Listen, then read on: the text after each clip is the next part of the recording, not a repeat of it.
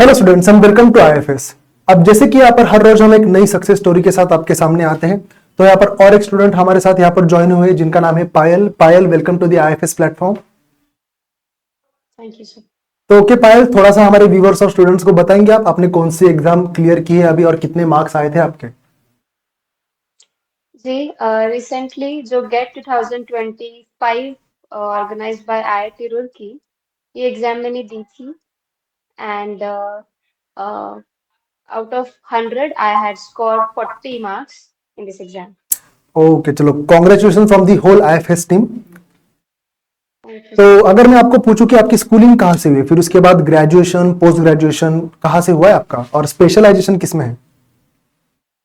Okay, सो मेरी schooling जो है ये Sanskar Bharati public school Warora district okay. Chandrapur से। ओके। मेरा बेसिकली जो पूरा बैचलर्स और मास्टर्स जो है ये भी वरोरा से ही हुआ है, from Anand Niketan college Anand one से। Okay. My bachelor's in CBZ group and my master's in zoology. Like my specialization is in zoology. Okay, आपका स्पेशलाइजेशन जूलॉजी है।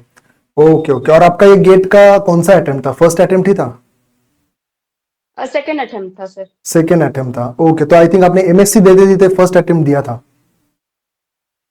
नॉट एग्जैक्टली सर, मास्टर्स नहीं, मैंने लास्ट ईयर का मेरा first attempt था 2000। Okay okay, तो अभी आपका मास्टर्स हो चुका है। जी सर। ओके, तो गेट के बारे में कैसे पता चला था कि ऐसी कोई एग्जाम होती है, किसी सीनियर से पता चला था या टीचर्स वगैरह से। और टीचर्स से, जो आईएफएस में जब मैंने कोचिंग लगाया था तब सभी एग्जाम्स का एक प्रॉपर गाइडेंस जिस तरीके से वो हमको देते हैं, तो तब मुझे पता चला कि okay, GATE is one of the important exam like CSIR NET. So I was preparing for the same. Okay, मतलब आपने शायद से एनरोल किया था सीएसआर के एग्जाम को टारगेट रख के, बट तभी आपको पता चला कि गेट करके भी कोई एग्जाम होती है जो सिमिलर बेनिफिट ही हमें देती है। Yes sir. ओके ओके, तो चलो फिर जब आपने प्रिपरेशन स्टार्ट की, लाइक फॉर एग्जांपल गेट अपने आप टारगेट किया, तो क्या मतलब कैसे शुरुआत की थी, रेफरेंस बुक पढ़ना शुरू किए थे या सिर्फ रिकॉर्डिंग कोर्सेज, लाइव कोर्सेज।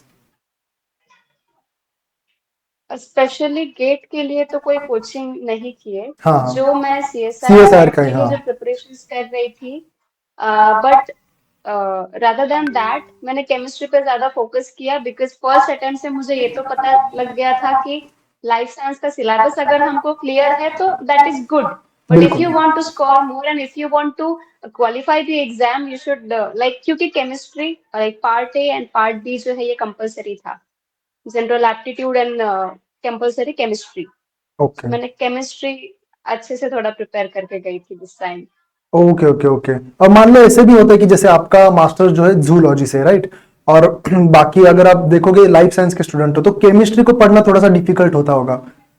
तो उस तरीके जी। आपने कैसे फिर उसको ये किया, टैकल किया है, क्योंकि आपने अच्छा ओके आपका सीबीजेड ग्रुप था तो थोड़ा सा आपने केमिस्ट्री उस वक्त पढ़ा होगा। यस, बट बेसिक था, बहुत इंटरेस्टिंग था। टॉपिक बाय टॉपिक जब मैं पढ़ती थी, like I use to fix the topic कि आज मुझे इस टॉपिक के बारे में पढ़ना है। I use to use YouTube lectures and any other courses. Okay okay, और जनरल एप्टीट्यूड को कैसे प्रिपेयर किया था, ऑब्वियसली उसके लिए भी प्रिपेयर किया होगा आपने। अलग सा कुछ नहीं, एक्चुअली मैं पहले से जनरल एप्टीट्यूड में, like, if it's about grammar and English, hmm. जो गेट के एग्जाम में जैसे क्वेश्चंस आते हैं, तो I was more familiar with those kind of questions. Okay okay okay, और रेफरेंस बुक कोई पढ़ी थी आपने या नहीं, सिर्फ कोर्सेस। Not exactly. उतना नहीं। ओके ओके, और बाकी क्वेश्चंस वगैरह सॉल्विंग पीवाईक्यू सारे गेट के आपने किए होंगे। पीवाईक्यूज किए किए सर, ओके, पीवाईक्यूज किए थे। उसके साथ सीएसआर नेट के भी किए थे या सिर्फ गेट के। सीएसआर नेट का प्रिपरेशन चल ही रहा था, ओके, हाँ, यस। बट गेट के पीवाईक्यूज मैंने स्पेसिफिकली देख लिए थे किस तरीके से सवाल आते हैं गेट में। तो hmm. That had help me a lot. Okay okay, और 6 मंथ्स में प्रिपरेशन हो सकता है गेट का, आपको क्या लगता है, आपका क्या एक्सपीरियंस था या 1 साल पूरा लगेगा। इफ यू टारगेट गेट, तो 6 year 6 months is no doubt specific period of time.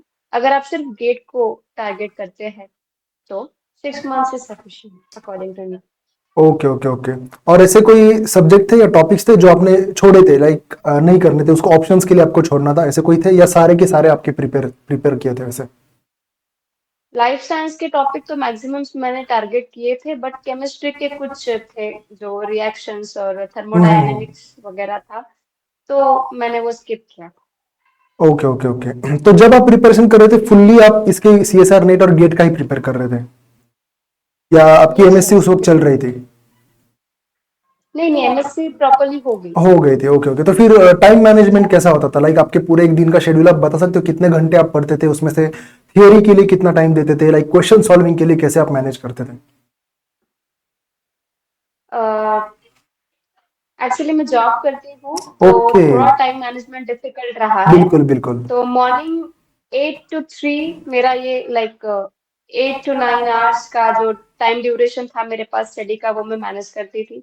Like chemistry पे मेरा ज्यादा, केमिस्ट्री का सिलेबस कवर करने में मेरा ज्यादा टाइम जाता था क्योंकि वो न्यू था। न्यू था, यस। तो यूट्यूब से लेक्चर करना, नोट्स बनाना, उन उस टॉपिक के ऊपर कैसे सवाल आ चुके हैं वो पीवाईक्यूज देखना, and 3 to 4 hours for life sciences studies because वो ऑलरेडी थोड़ा सिलेबस का आइडिया आ चुका था, बिकॉज CSIR नेट का प्रिपरेशन भी चालू था। तो and evening time after 3 it was my job time. So okay okay okay. तो जो भी व्यूवर्स या स्टूडेंट्स यहाँ पर देख रहे हैं, तो आप देख सकते हो जॉब करते करते भी एग्जाम क्लियर हो सकता है। बस आई थिंक डेडिकेशन और कंसिस्टेंसी की यहाँ पर जरूरत है, क्योंकि काफी सारे स्टूडेंट्स ऐसे भी होते हैं तो जॉब तो करते हैं, फिर प्रिपरेशन स्टार्ट करते हैं, फिर एक पॉइंट के बाद लगता है कि नहीं हो रहा है, बट गिव अप नहीं करना चाहिए, जो हमें यहाँ पर पायल के थ्रू हमें यहाँ पर सीखने को मिल रहा है।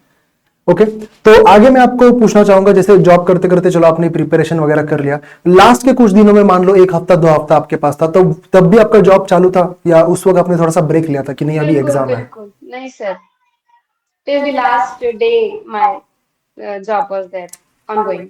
Okay okay. तो उसमें उस टाइम आप क्या करते थे, लाइक सिर्फ पीवाईक्यूज करते थे या यूट्यूब के कोई सेशन जैसे आईएफएस के भी सेशन चलते वो आप देखा करते थे? जो मोस्ट इम्पोर्टेंट टॉपिक्स है, जैसे हम्म। बायोकेमिस्ट्री हो गया, इम्यूनोलॉजी हो गया, जो हमको पता है कि हर साल उससे क्वेश्चंस आते थे, तो I used to re revise it once. Okay okay. तो जो बहुत इम्पोर्टेंट टॉपिक्स है वो मैं अलग से निकाल के रखती थी, सो दैट मैं एग्जाम के 4 to 5 डेज के ड्यूरेशन में वो री रिवाइज कर सकूं। Okay okay. और गेट का एग्जाम होने के बाद आपका क्या मतलब, उस वक्त फर्स्ट इंप्रेशन कैसा था कि एग्जाम क्लियर हो जाएगा, ये लगा था?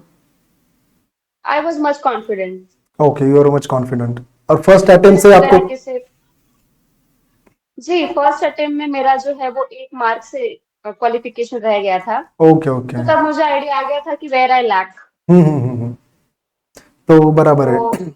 आगे वाले अटेम्प्ट्स जी जब आप देते हो तब ये सीखना इंपॉर्टेंट है कि लास्ट अटेम्प्ट से आपने क्या गलतियां की है, या कुछ भी चीज अगर छूटी है तो ऑब्वियसली उसको आपको कवर करना है, वो जो बचा हुआ बीच का टाइम है तो। यस।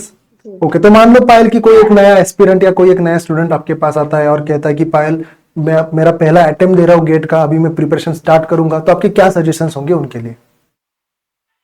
मैं यही कहूंगी कि जो भी टॉपिक आप प्रिपेयर करो, ऐसा करो कि किसी भी तरीके का सवाल उस टॉपिक से रिलेटेड आपको आए, आप उसको सॉल्व कर सको, इस तरीके से उस टॉपिक को प्रिपेयर करो। Okay each and every detailing, each and every basics. Okay okay okay. और बाकी अब आपका प्लान क्या है, you are going to try for PhD? Yes, no doubt for PhD। Okay, चलो सही है। तो ऐसे कुछ है पीएचडी के सेंटर्स या इंस्टीट्यूट जहां से आपको करना है? अभी तो फिलहाल मैंने एप्लीकेशंस दिए हैं, हम्म। जिस भी वेबसाइट पे मैंने देखा कि वो एप्लीकेशन फिलअप करके ले रहे हैं। There are many like okay. IITs and IISER। Yes, बिल्कुल बिल्कुल। अभी अप्रैल मई में काफी सारे एप्लीकेशन स्टार्ट भी हो जाएंगे, तो आप तभी अप्लाई कर सकते हो। Okay, so thank you so much Payal for your valuable time. जो भी आपके सपने हैं वो आपके पूरे हो जाए, और आईएफएस की पूरी टीम आपके साथ हमेशा रहेगी यहाँ पर। Okay, so thank you so much and all the best for your future. Happy learning. Thank you sir.